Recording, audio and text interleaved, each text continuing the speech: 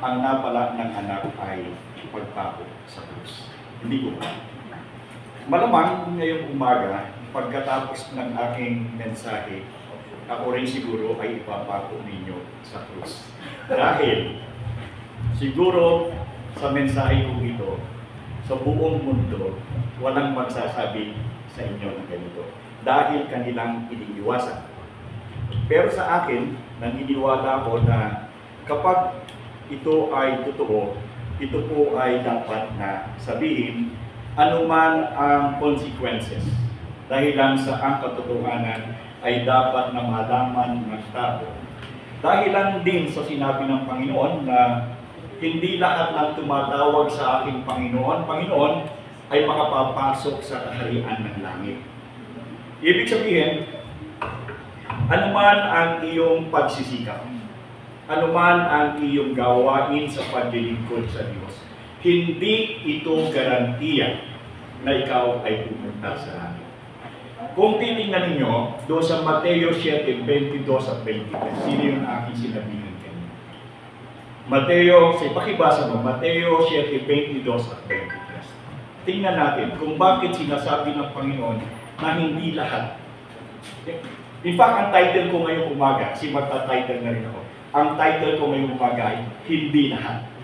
Pakibasa yung Mateo 7:22 at 23.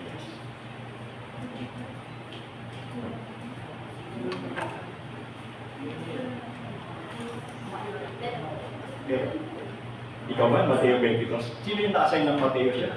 Ay, ikaw, sige. Pakibasa mo. 22. Sa araw ng pagbuko, marami ang magsasabi sa akin, Panginoon, hindi po ba't sa iyong pangalan ay nangaral kami? Nagpalayas ng mga demonyo at gumawa ng mga himala. 23. Ngunit sasabihin ko sa kanila, hindi ko kayo kilala. Lumayo kayo sa akin, kayong mga gumagawa na kasama. Meron bang sinabi dyan na maraming magsasabi sa akin sa araw ng Panginoon, hindi ba kami nanghula sa iyong pangalan? Sinabi ba dyan yung salitang pangalan? May kasamang pangalan? Okay. So, masdan ninyo ito. Ang sinabi ng Panginoon, nung ito ay yung Sermon of the Mount, nung siya ay nandoon sa bundok at nagbibigay siya ng sermon, ay sinabi niya na hindi daw lahat ng tao na nagsasabi ng Panginoon ay makapapasok sa kaharian ng langit, maliban na lamang kung siya ay sumusunod sa utos ng Ama. Importante ito. Dahil lang sa pagtinignan ninyo kung sino ang sinabihan ng Panginoon, yung mga taong ito na hindi makapapasok ay hindi biro ang pananampalataya. Bakit? Ang sabi dito, ang mga taong ito ay nagpapalayas ng demonyo sa pangalan. Ang tinutukoy dito yung Hashem, yung pangalan ng Panginoon. So, ibig sabihin, itong mga taong ito ay mayroong malakas na pananampalataya sapagkat hindi ito maglalakas loob na gumawa ng isang gawa na kung saan ay palalayasin mo yung demonyo. Diba? Matapang sila sapagkat mataas ang kanilang pananampalataya sa Panginoon na mayroong silang abilidad na kapag ginamit nila ang pangalan ng Panginoon, ito ay makatutulong sa pagpapagaling at pagpapalayas. Hindi lamang doon sa pananampalataya na kung saan nagpapalayas, sila rin naman ay nagsasabi ng sa kanyang pangalan, gumagawa ng maraming himala. So, ibig sabihin, hindi biro ang pananampalataya ng tao ito, sapagkat kung ikukumpara mo sa atin, sino sa atin dito sa pananampalataya kaya gumawa ng himala? Wala, hindi ba? Subalit ang mga taong ito ay mayroong pananampalataya na kung saan sila ay mayroong lakas ng loob na gumawa ng mga himala sa pangalan, Hashem. At ang tinutukoy dito pangalan sa Hebreo ay Yahshua at doon naman sa Grego ay Jesus. Isos at sa Ingles ay Jesus. Mamaya, ikaw natin yan. So, sa kabila ng ganitong pananampalataya at abilidad at kakayahan ng mga taong ito, ang sinabi ng Panginoon sa kanila, ano sabi ng Panginoon? Hindi ko kayo kilala. Kailanman lumayo kayo sa akin, kayo gumagawa ng kasamaan. So, hindi garantiya na ikaw bilang isang mananampalataya tumanggap ka sa Panginoon bilang Panginoon at tagapagligtas, nabautismuhan, tumatanggap ng banal na hapunan, humahayo at nangangaral, hindi pala ito garantiya na ikaw ay papasok sa langit. Hindi garantiya. Bakit? Ang sabi ng banal na kasulatan, kapag ikaw ay tumanggap sa Panginoon, ikaw ay may buhay na walang hanggan. Walang duda. Walang duda doon. Sapagkat yun ay sinabi. Pero, tingnan natin mamaya kung ano ang kadahilanan. Bakit? Sa kabila ng iyong pagsusumikap, ay sasabihin ng Panginoon sa iyo, hindi kita kilala. Okay? Medyo intriguing, ano? Medyo intriguing. Kasi sa habang buhay ko na siguro since 1977, ang aking paniniwala kapag ako'y tumanggap sa Panginoon Jesus, na bautismo ka na huwag ng ngaral, sigurado na ako pupunta sa langit. Bakit itong mga tao ito? Gumagawa ka ng wala. Ang sabi ng Panginoon, hindi ko kayo kilala. Medyo tricky yung ating mensahe ngayong umaga. At ang sabi ko nga, baka mamaya, iba ako sa pagsabi ng katotohanan.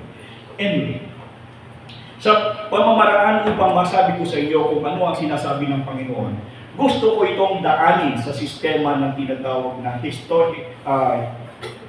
doon sa history ng theology, historical theology. Doon po sa teolohiya, ay meron pong 4 na sangay. Ano? At gusto kong ipaliwanag ito sa inyo para inyo maintindihan kung ano ang aking sasabihin sa inyo ngayon. Yung 4 na sangay ng teolohiya ay yung tinatawag na biblical theology. Ito po ay yung pag-aaral ng Biblia na sola Scriptura na ang Biblia lamang ang dapat na gamitin sa pangangaral ng salita ng Diyos o sa pamamagitan sa pangangaral ng Ebanghelyo. Bukod po doon ay meron pong tinatawag na systematic theology o systematicong teolohiya. Yan po nandiyan dyan. Makikita nyo dyan. Yung systematic theology ay meron pong 12 uri na kung saan ay dapat matutuhan lalong-lalo na mga magpapastor o yung mga layman o mga laiko. Sapagkat kinakailangan mong maintindihan lahat kung ano ang sinasabi ng Biblia patungkol sa tao. Ano ba ang sabi ng Diyos tungkol sa tao? Ano ang sabi ng Diyos sa Biblia patungkol sa banal na Espiritu? Ano ba ang sinabi ng Diyos sa Biblia patungkol sa kaligtasan? Patungkol sa kasalanan? So, ito po doon sa systematic theology ay merong 12 uri na dapat mo mapag-aralan. At bukod doon ay meron din po tinatawag na practical theology. Ito ang pinakamaganda sa lahat. Bakit? Hindi mo naman kinakailangan mag-aral ng Biblia dito kasi nga ito practical. At ito po ang kalimitan na ginagamit ng mga taong kulto, Kristyanismo. Yung mga kultong Kristyanismo ay kalimitan ginagamit na sa pag-aaral ng Biblia ay yung tinatawag na practical theology. Bakit? Walang hirap ka doon Magbasa ka lamang ng isang talata, tapos i-expound mo ito kung ano ang iyong pagkakaalam. Marunong ka na ng teolohiya. Kaya ito ay suliranin ng marami. Kung kaya't maraming mga kultong paniniwala sa Kristyanismo ang nangyayari dahilan sa meron tayong practical theology na sa halip na yung Biblia ang kanilang susundan, yung Biblia ang pinasusunod sa kanilang naratibo. At napakarami niyan. Yung iba'y sinasabi sila ay anghel, yung iba'y sinasabi sila mismo si Kristo, at sinusuportahan ng talata sa kasulatan na ginagamit upang pagtibayin ang kanilang mga claim o yung kanilang narrative. Ito po ay yung tinatawag na practical theology. At ito rin yung ginagawa ng mga bagong mananampalataya na talagang gustong-gusto nilang magpahayag sa salita ng Diyos at hindi mo mapigilan na kung saan kapag nagsalita, normally ang mapapalago ay puro kwento ng kanyang tanong buhay. Naranasan niyo ngayon? Practical theology. Okay. At yung huli na kung saan ay aking bibigyan ng diin ang tinatawag na historical theology. History o kasaysayan ng Kristyanismo, saan ba ito nanggaling? At ano ang sinasabi ng Diyos Ama kung kaya sinabi niya na hindi lahat. Hindi lahat. Pag-aralan natin kung saan nanggaling ang sinabi ng Panginoon na hindi lahat. Una-una ay tingnan natin doon sa Gawa 11:26. Na kanino yung Gawa 11:26? Sige, pakibasa.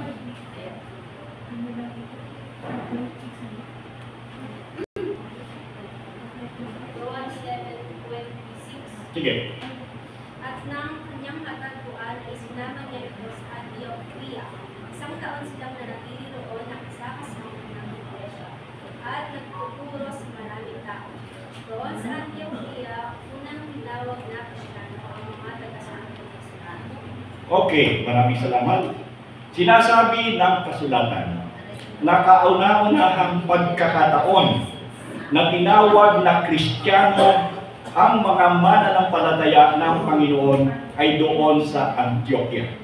Di ba? Ang sinabi dito, ang kauna-unahang pagkakataon na tinawag ang mananampalataya sa Antioquia na Kristiyano. At ang petsa nito ay more or less nasa 41 AD at ang lugar na Antioquia.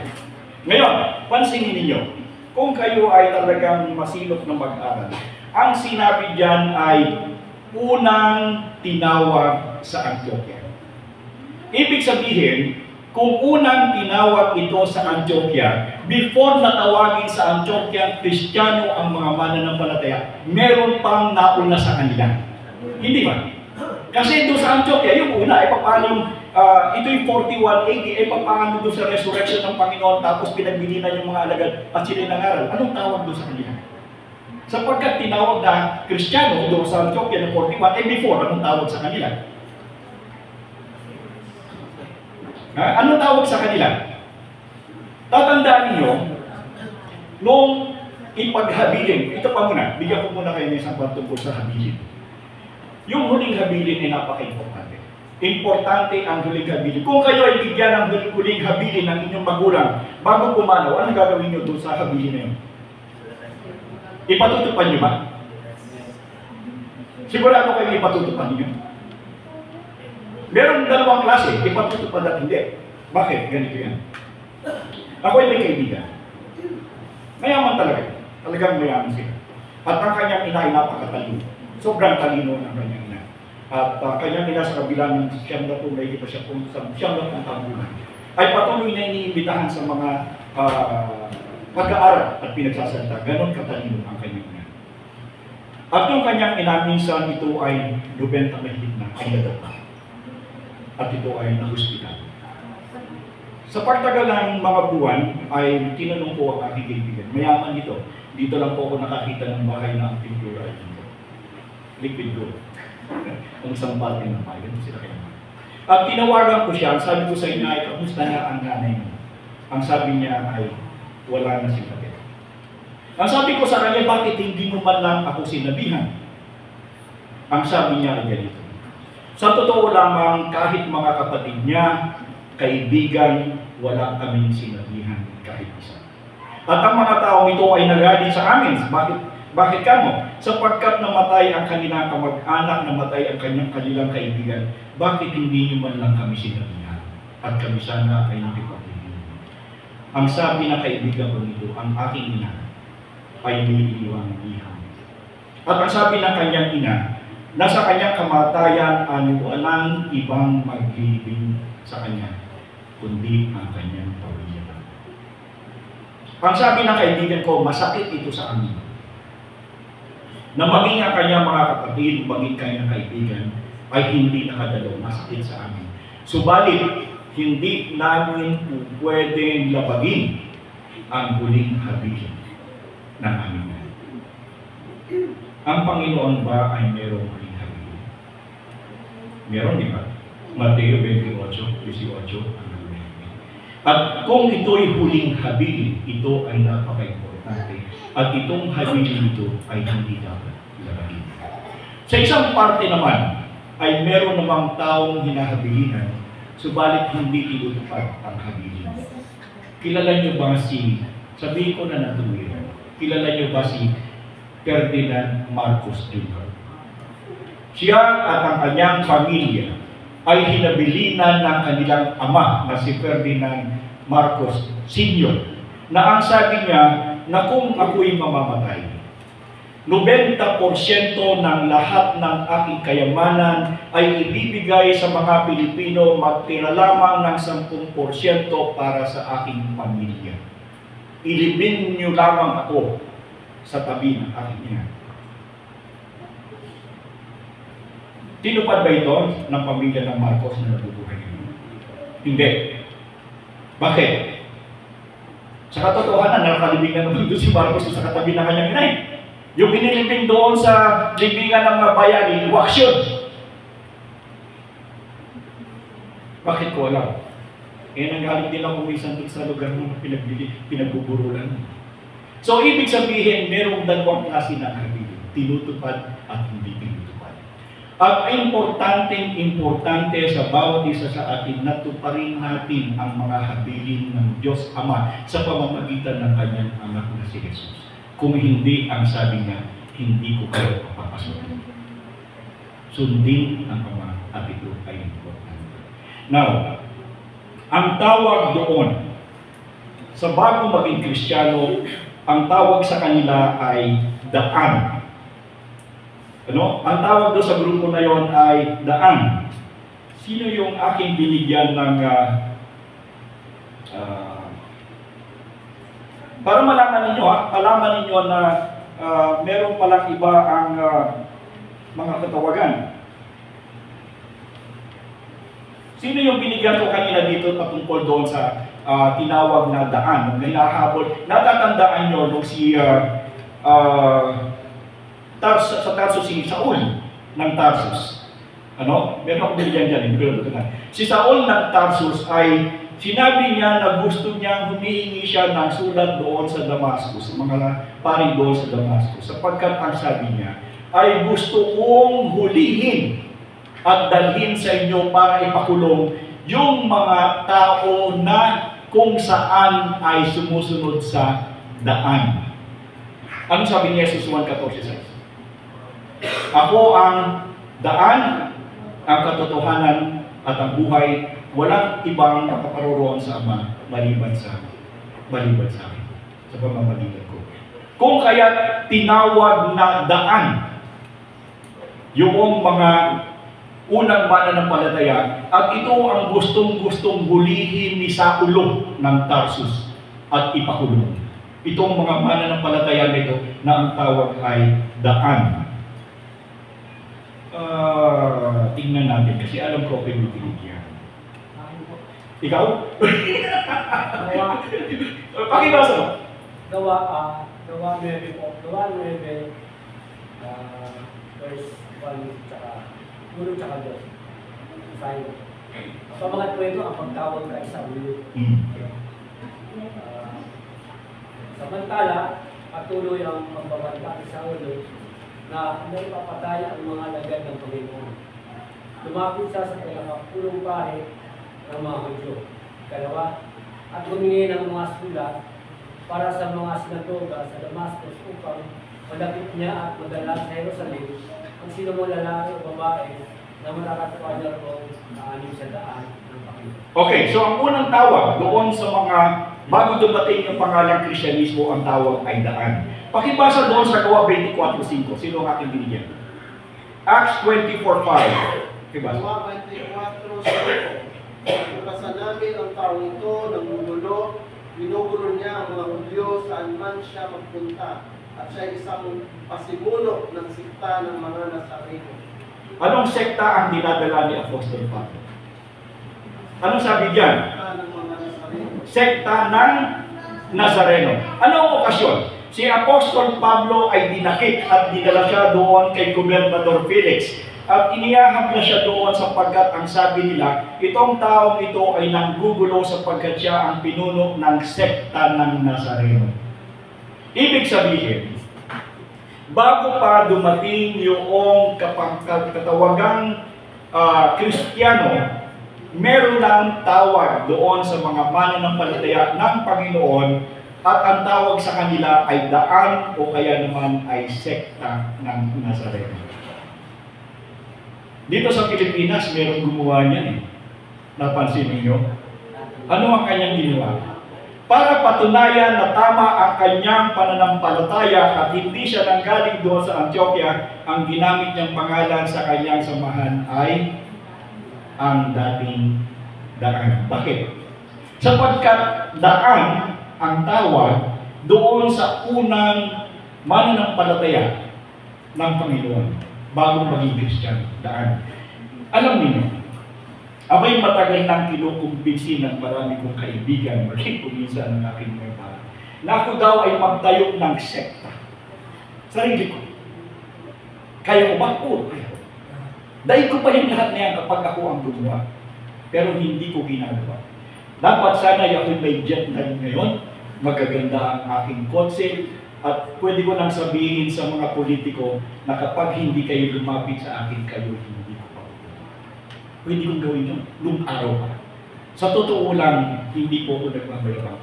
Mahihirapan pa sila para sa akin. Pero, ang sinasabi ko kung bakit ko hindi ginagawa, sapagkat in one way or the other, kung ikaw ay nagsisinungaling, it will catch on you.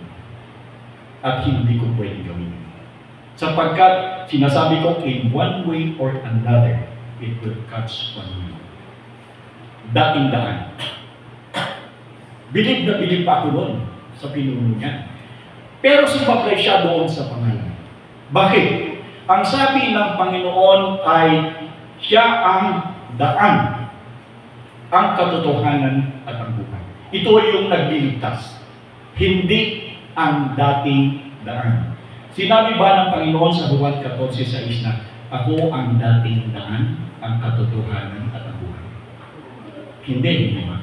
So, ibig sabihin sablay yung kanyang grupo.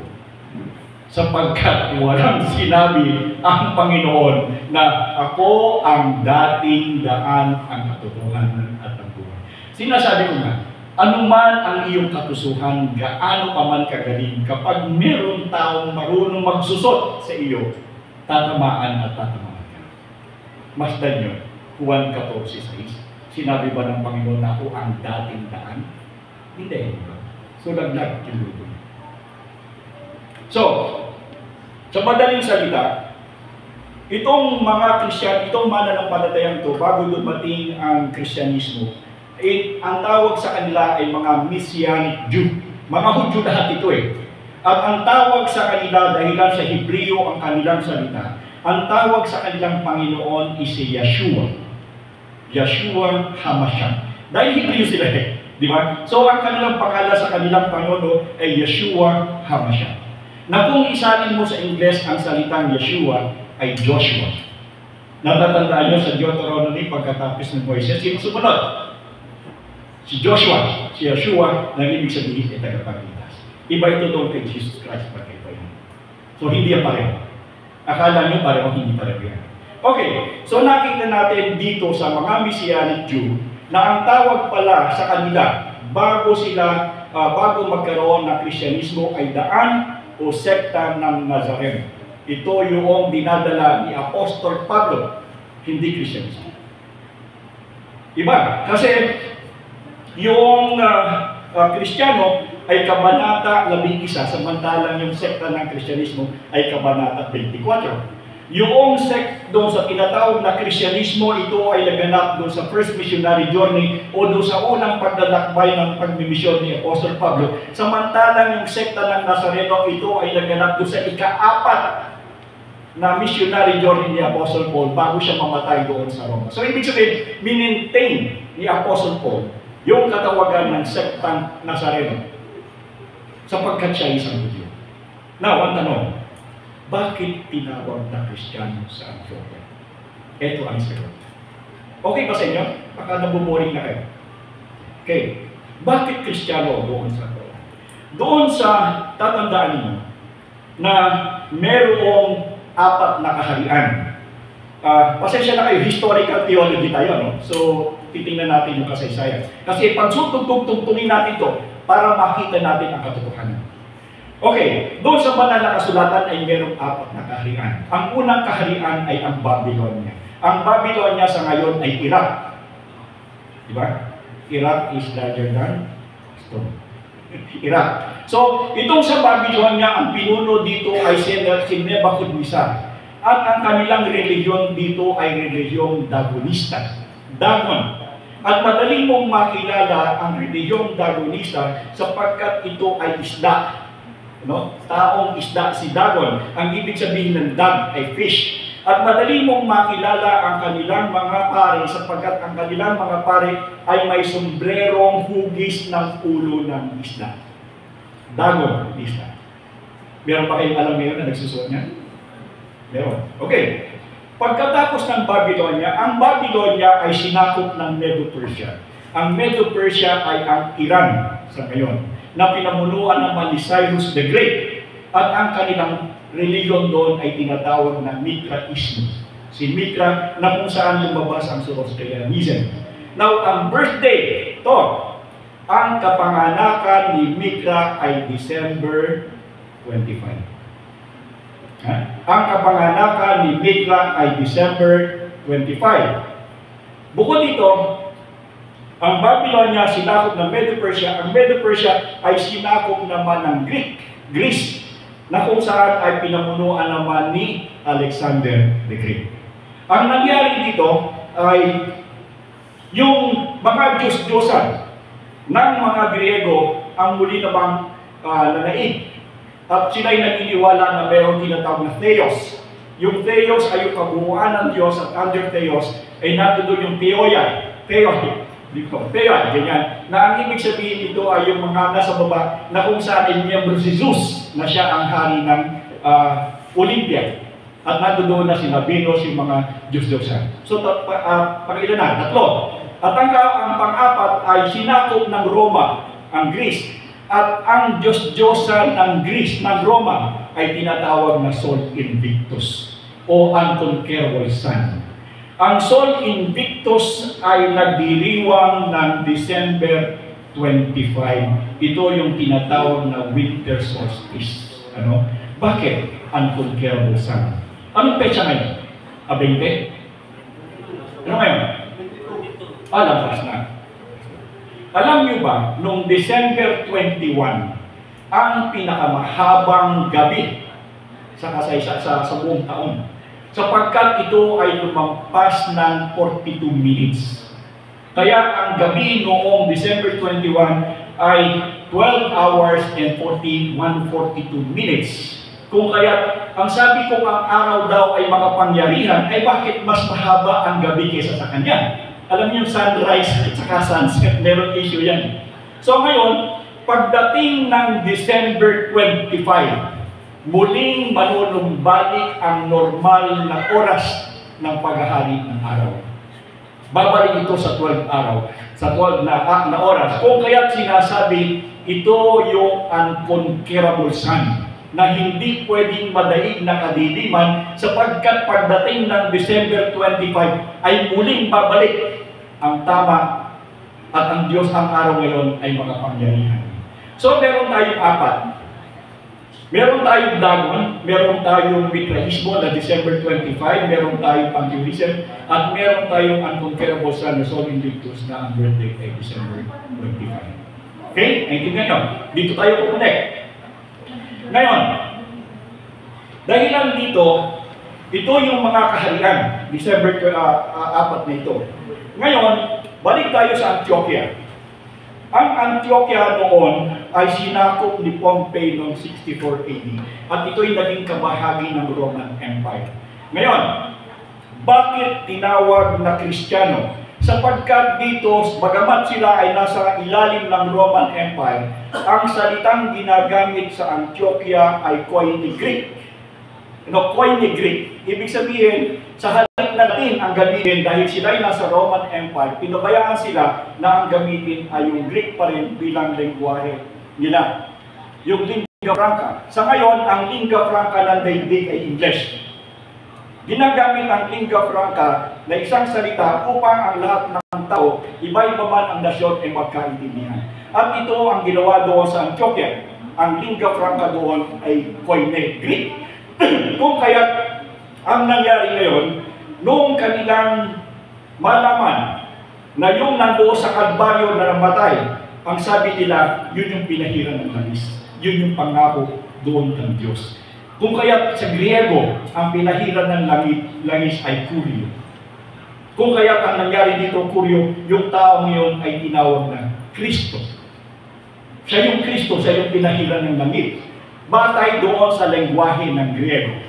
At tinawag siyang Kristo, at yung mga tagasunod nito ay nilagyan ng Yanos, kaya nga ito'y naging Kristiyano doon sa Antioquia. Doon sila unang tinawag na Kristiyano.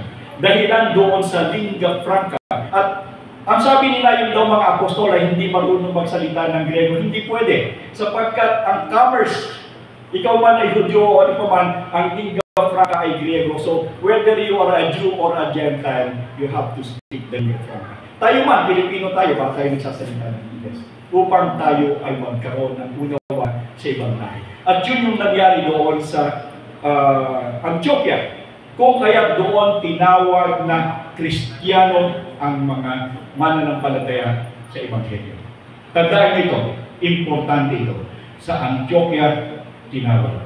Yung tunay na Kristiyano sa Antioquia, yan ang mananampalataya. Pero anong nangyari? Ano ang nangyari sa mga Kristiyano nito? Ang Roma ay dalawa ang naging mukha. Yung silangan at yung kanluran. Dito sa silangan ng Emperor, kaharian ng Roma, ang kanilang lengguwahe o lingua franca ay Greek. Samantalang dito sa kanluran, na kung saan ay main empire, ang lengguwahe nila dito ay Latin. Okay. At ang reliyon nila dito, dahil sa siya isang imperyo, dito na pumasok yung Darwinista, Mitraista, yung Pantheon, at saka yung Sol Invictus, at saka yung Kristyanismo. Ibig sabihin, dito sa kanluran, itong limang reliyong ito ay nagsama-sama. Nandun silang lahat. At noong 312 AD, ang sabi niyo by 313 AD, ay yung kanilang emperor na si Constantine the Great ay nagdeklara na ayaw ko na ng maraming relihiyon sa aking imperyo. Gusto ko isa lang. At dahilan sa pinakamahirap pasunurin yung mga Kristiyano na nagmula sa Antioquia, sinabi ni Emperor Constantine na ang aking pipiliin na maging state religion ay ang Kristiyano. Ang Christianity. That is why from 312 AD until now, nag-exist yan. So, naging Kristiyano ang state religion ng Roman Empire since 312 AD. Anong nangyari ngayon doon sa tunay na Kristyanismo? Ito ngayon ay nagkaroon ng fusion. Nagkaroon ng haluan. Ang tawag dito ay syncretismo. Naghalo-halo yung lima. So, naso na yung tunay na relihiyong Kristyanismo? Wala na. Doon sa imperyo ng Roma. Sapagkat nagsama-sama na yung Babylonian, yung Medo-Persian, yung Greek at saka yung Roman deity. Na ang birthday by the virtue of the declarations of Constantine, ang birthday ni Jesus Christ ay December 25. Sapagkat ito ay yung birthday ni Mitra at ito rin ang birthday ng kanilang Diyos na Sol Invictus ng December 25. From then on, ang Kristyanismo ay nagkaroon ng kaisipan ayon sa deklarasyon ni Constantino na ang kapanganakan ng Mesiyas ay December 25. So, the birthday of the Messiah was not historically correct because it was only upon the declaration of Constantine as December 25. Dahilan sa kanilang paggalang doon sa Sol Invictus na kung saan ay conquerisan. Matandaan nyo, ito pa ha, at ito'y kalimitan ginagawa rin natin. Pag kayo pumunta sa simbahan ng Romano Katoliko, makikita niyo yung monstrance. Yung gano'n na may araw yung kopa na may gano'n. Yun ay sinag ng araw. Nakita niyo yung halo sa mga santo, yun ay araw. Nakita niyo yung hostya na bilog, simbolo yun ng araw. Kaya mas sinasabi ko dito, bakit meron tayo nito? Sapagkat ang hostya ay ginagamit ng Romano Katoliko. Ito ay simbolo ng araw sa Sol Invictus.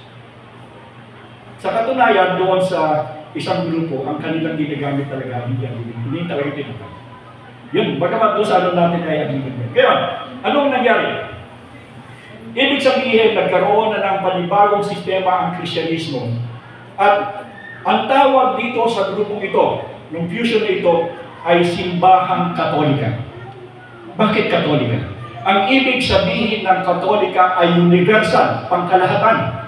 Kung kaya tinawag na pangkalahatan, sapagkat nagkaroon ng fusion, iisa na. So ito ay simbahang Katolika o pangkalahatan o tinatawag din naman itong simbahang sagradong simbahan. So ito na yung naging tawag, simbahang Katolika na sapagkat ito ay nangyari lahat. Subalit nagkaroon ng isang problema ang simbahang Katolika. Noong ang petsa nito ay 1425, if I'm not mistaken. 1054, noong petsa ng 1054. Ang simbahang Katolika na ito ay naghati, nag-split sila dahilan lamang sa isang salita na piloke. Dahilan sa isang salita na piloke, naghati sila. Nag-away sila hanggang ngayon. Magkaaway sila dahilan sa isang salita na piloke. Hindi ko muna explain sa inyo. Tingnan nyo na lang sa Google, GMG. Okay, yung piloke.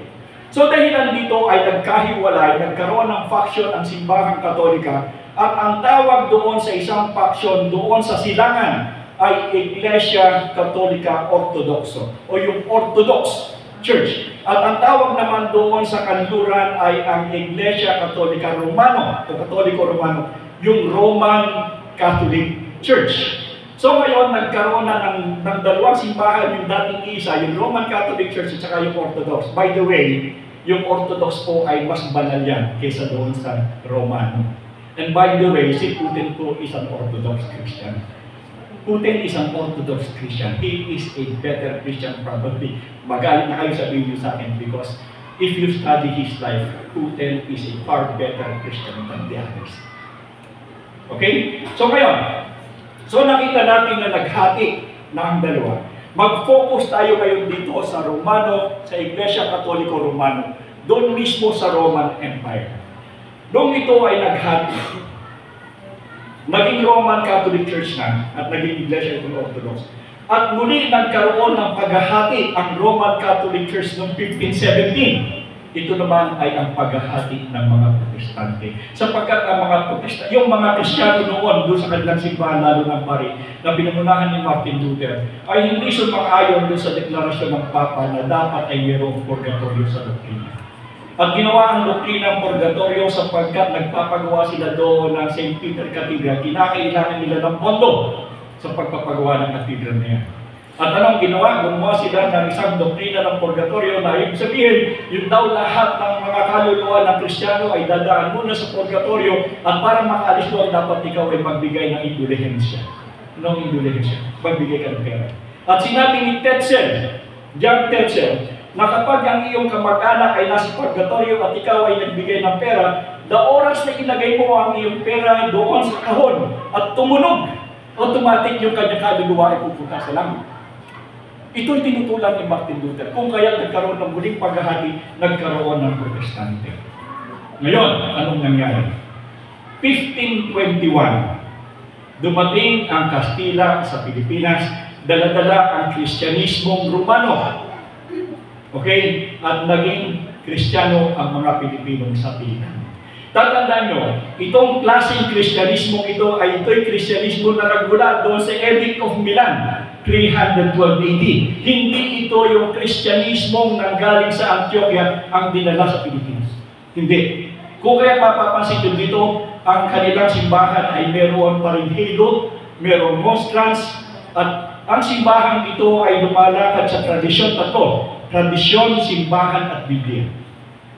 Ngayon, nung magkaroon ng paghiwalayan, noong 1898, dumating naman ang mga Protestante sa Pilipinas. Dinala ang Protestantismo sa Pilipinas at ang Protestante ay nahahati sa tatlo. Liberal, Evangelical, at saka Fundamental. Tayo po sa simbahan ito ay pwedeng ihalay sa tinatawag na Evangelical Christians. Tayo ay mga Evangelical Christians. Now, ano ang problema dito? Tayo ay nagdiriwang, ito kabubuhay ng Diyoko rito. Tayo ay nagdiriwang ng Pasko. Tayo ay nagdiriwang ng Pasko. Pakibasa ang Galatia 1:8 hanggang 9. Natataka ako kung bakit.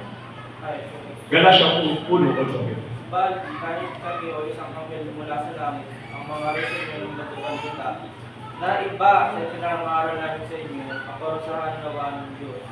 Sinabi na namin ito sa inyo at ituloy ko ngayon, parusahan nawa ng Diyos kasi yung mangaral sa inyo ng magandang balita na iiba at tinanggap na Anong sabi niya?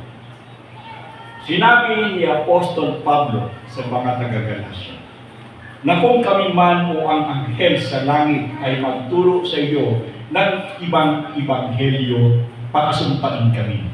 Sinabi ko na noong una at muli kong sinasabi. Tatanda niyo, kapag inuulit, ito limpatik, ito yung merong importansya. At sinabi ni Apostol Pablo, sinabi ko na noong una at muli kong sinasabi, kung kami man o ang anghel sa langit ay magturo sa inyo ng ibang ebanghelyo. Anong sabi ni Apostol Pablo? Pakasumpay siya. Ibig sabihin, sagrado ang ebanghelyo. Hindi mo po pwedeng dagdagan, hindi mo po pwedeng bawasan ang ebanghelyo. Sapagkat pag ito ay yung ginawa ang sabi sa banal na kasulatan, hindi ako out ako dito. Ang sabi ng banal na kasulatan, kapag ikaw ay nagdagdag ng ibang ebanghelyo, pakasumpay ka. Anong sabi ng Panginoon naman? Hindi lahat ng nagsasabi ng Panginoon ay makapapasok sa kaharian ng langit. Bakit? Sapagkat mayroong mga tao na kung saan ay nagsasabing sila ay sa Panginoon, subalit sila naman ay hindi sumusunod sa utos ng Ama. Ang utos ng Ama, huwag kayong magdadagdag sa ebanghelyo. Ang tanong, yung bang December 25 ay ebanghelyo ng Diyos. Ngayon, para patunayan sa inyo na hindi December 25 ang kapanganakan ng Panginoon na ganito. Tama yung sinasabi na 6 BC siya ay pinanganak. 6 BC. Sapagkat ito rin yung panahon na kung saan si Cesar Augusto ay nagpa-census doon sa kanilang lugar. Bakit nagpa-census? Yung si Emperor Augusto Cesar. Si Cesar Augusto. Siya ay nagpa-census. Sapagkat gusto niyang malaman kung ilan ang magbabayad ng buwis sa kanyang kaharian. Ang census basically is taxation. At ang sabi dito, kinakailangan ang lahat ng tao ay bumalik doon sa kanilang lugar na kapanganakan at doon sila magparehistro ng census. Ang tanong, December 25 ba yung census? Tingnan natin ang lema ng December 25. Ang December 25 ay malamig at ito ay puno ng moisture. Ibig sabihin, ang lupa ay magbabasa sapagkat mataas ang moisture. Ang sabi dito ay ang mga tao daw ay dapat bumalik doon sa lugar ng kanilang kapanganakan. Sa dami ng tao na babalik at ang lupa ay moist, anong mangyayari sa kanilang daanan? Ito ay magpuputi. Gagawin ba ni Cesar Augusto na yung kanyang mga tao na magbabayad ng buwis ay pahihirapan? At ano sabi dito? Yung kapanahunan ng census ay pinagagawa ito sa araw ng bago ang tag-ani o matapos ang tag-ani. Okay? Ang census ay ginagawa bago ang tag-ani at pagkatapos ng tag-ani. Kailan yon? Ang tag-ani ay simula sa Mayo hanggang Oktubre. Ito ang anihan depende sa crop o sa pananim na yung itinanim. Walang sino mang magsasaka ang magtatanim pagkatapos ang petsa ng anihan ay taglamig. Di ba? Logically, walang magtatanim na ang ani ay taglamig. Bukod dito, noong ang anghel ng Panginoon ay dumating, nadatnan niya na ang mga pastol ay nandoon sa parang. Ibig sabihin ay mainit ang panahon. Dahil kung malamig ang panahon, hindi po pwedeng ilabas ang mga tupa, ito ay magkakasakit at namamatay. Subalit nang dumating ang anghel, natagpuan niya na ang mga pastol ay nasa kabutiran, nasa parang. So ibig sabihin, hindi ito po pwedeng maging December 25 sapagkat ito ay tag-ina. Ngayon, dahilan sa ang Kristyanismo sa buong mundo, Protestante man o Katoliko, sila ay naniniwala na ang kapanganakan ng Mesiyas ay naganap ng December 25. At ang buong mundo ngayon ay nagdiriwang sa kapanganakang ito. Ang tanong, ito ba ay totoo? At kung hindi ito totoo, ito ba ay dapat mong idagdag sa Ebanghelyo? Anong sabi ng Panginoon? Ang sino man, kung kasi kami man o ang Diyos sa langit, ay magturo sa inyo ng Ebanghelyo. Pagsusukan siya. Alam niyo yung background ng salita ng bakit sinabi ni Apostol Pablo? Sapagkat doon sa Galacia ay merong mga Kristiyano na mga Hudyo katulad nito. Pero itong mga Hudyo ito ay Judaizer. Ibig sabihin, sinasabi nila na tama tayo yung mga Kristiyano doon mismo sa Antioquia sa Galacia. Tama tayo yung mga Kristiyano, tayo maliligtas sa pamamagitan ng panumpalataya kay Jesus. Subalit huwag natin kalilimutan ang pagsunod sa kautusan. Gusto nilang pagsamahin ang dalawa. Kung kaya si Apostol Pablo ay nagalit, hindi niyo pa naintindihan kung ano ang Ebanghelyo.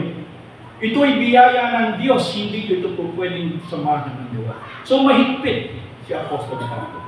Sa ngayon, ganun din ang sitwasyon. Sinasamahan ang Ebanghelyo ng ibang Ebanghelyo. At tayo naman ay sumusunod sapagkat ito ang ating pagkakaunawa sapagkat tayo mga Kristiyano. Pero hindi nyo maintindihan, ang ating pagiging Kristiyano ay nanggaling doon sa 300 BC. Dumabas tayo doon. Bumalik tayo doon sa Kristyanismo bago dumating. Kung ikaw man ibabalik, bumalik ka doon sa Kristyanismo ng Antioquia na hindi nahaluan ng ibang religiyon ng fusion. Kaya nga sinasabi ng Panginoon, tandaan niyo, sincere tayo sa ating ginagawa. Dahil naniniwala tayo dito. But we could also be sincere. Hindi ba? Ngayon, matapos nating malaman na ganito pala ang kasaysayan ng Kristyanismo kung bakit may December 25, na ito pala ay nagmula doon sa Edict of Milan ng 312. Ano ang inyong karanasan? Mahirap. Sapagkat mapapansin nyo yung palang simula ng aking pagkabata, ang aking palang ginagawa ay mali. Ngayon, paano ang gagawin ito? Paano mo itatama ito? Kung kaya sinasabi ko, bilang mangangaral, katulad ko ng nangaral ng salita ng Diyos, bilang theologian, I never consider myself as a pastor or a missionary. Ako ay theologian. Ang trabaho ko ay anunin kung ano ang sinasabi ng kasulatan at pag-aralan ito at sabihin kung ano ang tama sa mga pamilya. At ito ay yung historical theology. Na malaki ang kasalanan ko sa inyo dahil simula ngayon kayo yung mga. Pero pasalamat din tayo sapagkat sa panahon ito hindi itinago ng Diyos Ama sa atin kung ano ang totoo. Otherwise, mamamatay tayo sa paniniwalang tama ang ating ginagawa. Yung pala ang sabi ng Panginoon, hindi ko kayo kinaya.